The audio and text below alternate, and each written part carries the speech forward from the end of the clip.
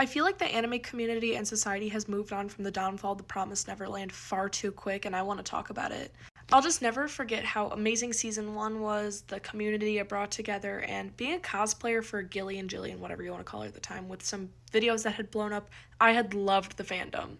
Like, I was in a few panels, I was on all the Discord servers, whatever. I loved cosplaying the Promised Neverland characters. And especially because of my love for season 1, I started reading the manga just like so many other people. And the manga has truly become like one of the most beautiful pieces of literature I've ever consumed personally. And I'll never forget the first announcement about season 2 being like, oh, it might be getting taken in a little bit of a different direction. Like, I remember I was seeing a lot of like Twitter posts about it, whatever. And as a collective fandom, we all thought, maybe some things will get changed around, maybe before like Goldie Pond or something like that, because that's what it looks like the story's leaning into at this point. And then I remember the first 2 episodes of season 2 were perfectly fine, but then episode 3 came along, and I was waiting for Yugo. I was like, where's Yugo? Where's Yugo? He never came.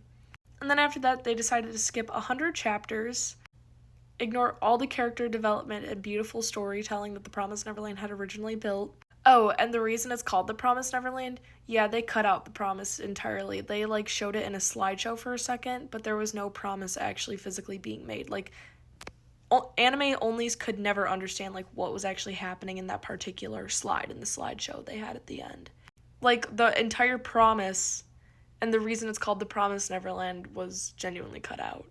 And it was actually, like, the worst time ever to be a Promised Neverland fan. I remember people were trying to reanimate season 2 with their own like voiceovers and stuff and then just never finished it because the fandom was actually just dead at that point. Once the last episode of season 2 came out, everyone just moved on and has not spoken since.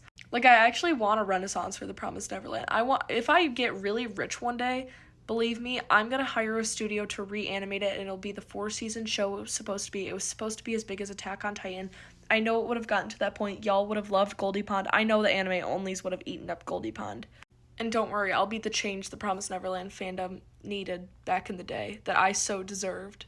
Justice for me as a Gillian cosplayer back then, justice for me as an Emma cosplayer back then, like, justice for my community that was long lost forgotten.